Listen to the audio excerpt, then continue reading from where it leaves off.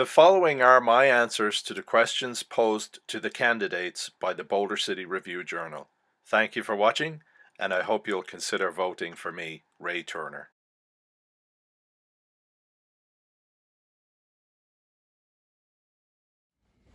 I've lived in Boulder City for 21 years, which is almost half my life. I'm very happy in Boulder City. It's a wonderful community, and I'm fiercely protective of the quality of life that we enjoy here. And I realize that that quality of life has been made possible by the Controlled Growth Ordinance. I'm a fierce defender of that ordinance, and I was very vocal to two major efforts to undermine that ordinance in recent years, one of them being the Hoover Dam Gateway Center project, which would have resulted in $134 million of debt that Boulder City would have taken on, paid by our residents, of course, to provide the much needed infrastructure for that project. The project would have included hotels up to 10 stories, a outlet mall, sandwich shops such as Subway sandwiches, McDonald's, etc., 9 million square feet of light industrial commercial properties. This would have essentially created a second downtown Boulder City and would have taken business away from Boulder City proper, which I find unacceptable. I find it unacceptable for us to take on hundreds of millions of dollars in debt to provide infrastructure so that massive developers can create massive projects in our El Dorado Valley. Our El Dorado Valley provides a great deal of income to our city. We are in very good financial health. We are the envy of cities across the country. We don't need massive development. In fact, that massive development would have bankrupted the town and would have been used as a reason to justify even more massive development. And before you know it, we would have Las Vegas on our doorstep. Another big project that was a threat to the ordinance was the Boulder Highlands project. This project was proposed by former Mayor Rod Woodbury.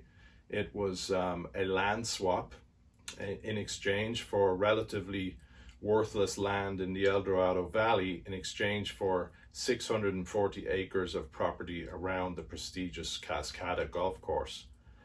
This development would have resulted in 1,600 homes being built, and our current ordinance allows for 120 homes per year.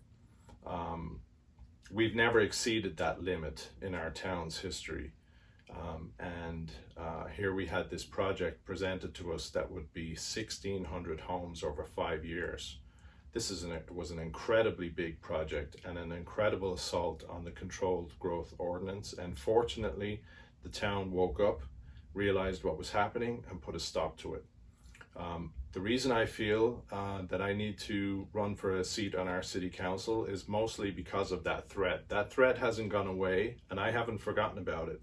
And I think it's very important to have people on our council at this time who are mindful of that and protectors of the Controlled Growth Ordinance. Some other reasons I feel well suited to be a member of our city council is my love for historic preservation, especially the historic preservation of Boulder City. Boulder City is an incredibly historic town, and it broke my heart to see the destruction of the Boulder City Hospital just so that a developer could make a profit. The hospital was one of the most historic buildings in southern Nevada. It came up for sale. The sale was kept very quiet, and the chairman of our town's planning commission swooped in and picked up the property at fire sale values, and he proceeded to apply for a demolition permit immediately. The demolition permit in Boulder City is the main reason why I'm fighting for the much needed changes to the Historic Preservation Code. There are no protections for any buildings in Boulder City. It doesn't matter if you're on the National Register or not. Any building in Boulder City can be purchased by a private party and demolished within 45 days. And this is unacceptable in a historic town. and I've made it my goal to do something about that. And as part of that goal, I was appointed to the Historic Preservation Committee, where I'm currently serving my second term. It's through my work on this committee that discussions are taking place right now to make changes to the Preservation Code. I asked our City Council to consider creating a special ad hoc committee to discuss making possible changes to the code, and they did just that. I was also appointed to that committee, and I'm serving there currently with Blair Davenport, Kieran McManus, who's our mayor, and Councilwoman Tracy Folda. There's great cause for optimism on the historic preservation front in Boulder City, and I'm proud to say that I have been at the forefront of that effort, and I intend to continue to be at the forefront of that effort regardless of whether I'm elected to the council or not.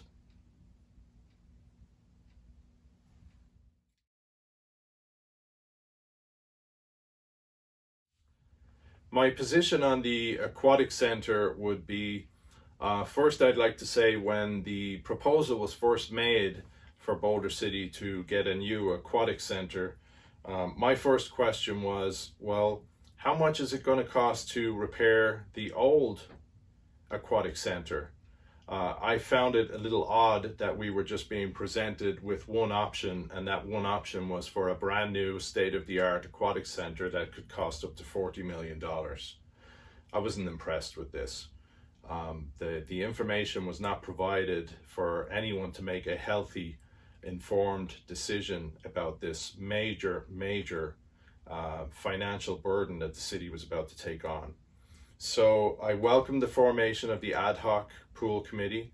The Ad Hoc Pool Committee is made up of wonderful people who have been asking great questions, and we are now starting to get the answers. And thanks to the Ad Hoc Pool Committee, we are now going to get revised estimates for a new aquatic centre, and we are also going to be presented with a detailed description of what it would take to bring the existing pool up to standards. This is how you make an informed decision. I think that rushing to make decisions, $40 million decisions without examining all your options is a pretty reckless way to do business. And I like to be informed, and I like to make healthy decisions. And so I'm not going to make any proclamations right now about whether Boulder City is going to get a brand new pool or have our existing pool brought up to standards. But either way, I want it to happen. I want Boulder City to continue to have a first-class aquatic centre for its residents to enjoy, as they have done for many, many years now. I think it's a very, very important part of our community, and I will do everything I can to support it. I just like to be informed.